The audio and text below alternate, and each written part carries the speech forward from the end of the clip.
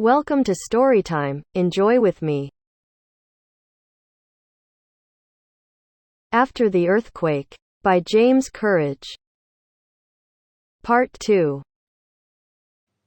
Miss Doncaster, who had begun to cry a little, suddenly seemed happier and said, "Of course, my mother was no longer a young woman, but even at 60, people like to live. And she had had a wonderful life. Young people like me can't hope for nearly so much." "Yes, Annie, I know," said Mrs. Blackiston, who also knew that old Mrs. Doncaster had been at least 70, and that her daughter was at least 35. "It is hard for you, on your own now," she added. Miss Doncaster got up. "Oh, thank you, but I won't let myself be lonely." She looked quickly out of the window, then moved to the door. "I'd like you to come and see my mother now," she said. "She's lying upstairs in Father's old room. She looks beautiful." "Yes, of course I'll come up," said Mrs. Blackiston. "Walter, you stay down here for a few minutes." "Oh, but I want Walter to see her too," said Miss Doncaster. "She always loved children, you know." The stairs were very narrow and dark, and the air was warm up under the roof. "In here," said Miss Doncaster, opening a door. The small bedroom was full of dark furniture and had a window in the roof. The bed was against the wall by the door, and on the bed, covered by a sheet up to her neck, lay the dead Mrs. Doncaster. Walter was surprised. The round, creamy white face was like the big egg downstairs, he thought. But somebody had given it a nose and a mouth and put a hard line down each side. He hadn't remembered that old Mrs. Doncaster looked so serious. She had always laughed at him and given him sweets. On a table by the bed, there was a vase full of green leaves and large, open, milky flowers that gave out a strong smell. "Magnolias," said Mrs. Blackiston gently, her head on one side. She loved flowers. "Beautiful," she added. "I picked them from the garden," said Miss Doncaster. "Mother planted the tree when I was born. It has grown up with me. I felt she'd like to have the flowers beside her now." "Yes," said Mrs. Blackiston. "Yes, Annie, of course." Walter turned away to look at a box made of dark, shiny wood on the floor by the window. "That belonged to my father," explained Miss Doncaster. "He was a doctor, you know, the first doctor in this town. All his doctor's things are in that box." "Did he come from England?" asked Walter. "A long time ago, in a sailing ship with my mother. Mother missed England all her life, but she didn't go back, even when Father died." At that moment, Walter noticed old Mrs. Doncaster's hand on the side of the bed, lying just under the edge of the sheet. The hand held a book with something in gold on the cover. "What's that?" he asked. "My mother's Bible," said Miss Doncaster. "No, I meant the gold thing on the cover." "Oh, that's my mother's family crest. Yes, that meant a lot to her." Miss Doncaster sighed, then added to Walter's mother, "She came from a very old, important English family, you know. I never knew any of them, of course. They meant nothing to me. She pulled the sheet over the dead hand and straightened the magnolias in their vase. I'm a colonial, she said. My life is here, in this country. Soon they went downstairs. Walter and I must go home now, Annie, said Mrs. Blackiston. You have been so kind, said Miss Doncaster. She looked around the room for something to give them. Wait now, and I'll cut you some magnolias from the garden. The big magnolia tree grew at the back of the house.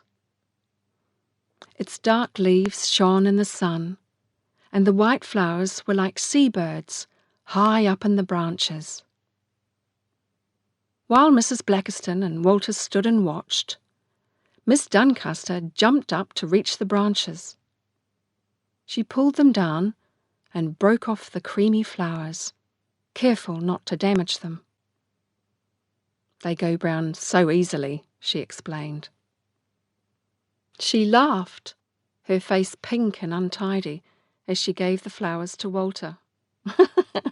He's surprised that I can jump so high, she said to Mrs. Blackiston, laughing again, this time at the boy's face. I only jump up like that when I'm really, really happy, said Walter. Don't I, Mum? I can jump damn high. What did I hear you say, Walter? He had learnt the bad word from his father. I can jump as high as the sky, he said softly. They walked round to the front of the house. While Mrs. Blackiston went to get the gig, Walter waited with Miss Doncaster. He looked around and saw that the brown riding horse was no longer tied to the veranda. Where's the horse gone? He asked. What a funny boy you are, said Miss Doncaster. What horse? Walter pointed with the magnolias that he was holding. It was over by the veranda, he said. We saw it. Miss Doncaster bent down and hit him on the arm with her open hand.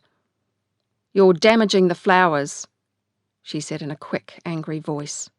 There was no horse. Mrs. Blackiston drove up with the gig. Come on, Walter. Say goodbye nicely to Miss Doncaster. On the way home with his mother, Walter said, I didn't ask too many questions, did I? No, I don't think so, said his mother, but she did not sound very sure. Then why did she hit me? I don't believe she did. It's just one of your stories. That evening, when Mr. Blackiston came in from the farm for his tea, he saw the big bowl of magnolias in the middle of the table. Not ours, are they? He asked. No. His wife told him of their morning visit to the Doncasters and of Mrs. Doncaster's death in the earthquake. While she talked, she picked up pieces of the china vase that had broken in the earthquake and put them together with glue. Walter, his own meal finished, watched her and listened to her talking. Of course, it's terrible for Annie, alone in that old house, he heard her say to his father. But she seemed very brave about it. Brave? Mr. Blackiston said. She's probably damn pleased about it. For 10 years and more, she's been shut in that house, taking care of that old woman. She'll have a chance to marry now. I don't think she's the kind of woman who gets married. Don't you believe it.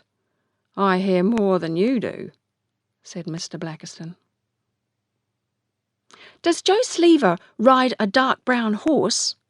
Walter asked suddenly. Mr. Blackiston looked surprised. He took his pipe from between his lips and studied it before he answered. "Yes," he said, "I think he does." "Walter," warned Mrs. Blackiston, "you remember what I said to you today about not asking questions, don't you?" "I only meant—" began Walter, and stopped. "What's this about? What are you two talking about?" said Mr. Blackiston. "Why shouldn't Joe Sleever ride a brown horse if he wants to?" "Walter thinks that he saw a dark brown horse tied to the Duncasters' veranda this morning," explained his mother. "I did see it!" cried Walter. "Mum saw it too." His father and mother looked at each other. Then, with his pipe in his mouth, Mr. Blackiston reached forward and picked up a piece of the china vase. "Well," he said, smiling as he spoke. "Well, we don't have earthquakes every night." "I did see the horse," Walter said again. Why did his parents want to stop him finding things out? All older people were the same. "I did see the horse." "Of course you saw the damn horse," said his father suddenly. "Be quiet about it, that's all." To his wife he said, more quietly, "I was thinking yesterday, you know, I shall probably never go back to the old country. It's too far away now. Too long ago." The end.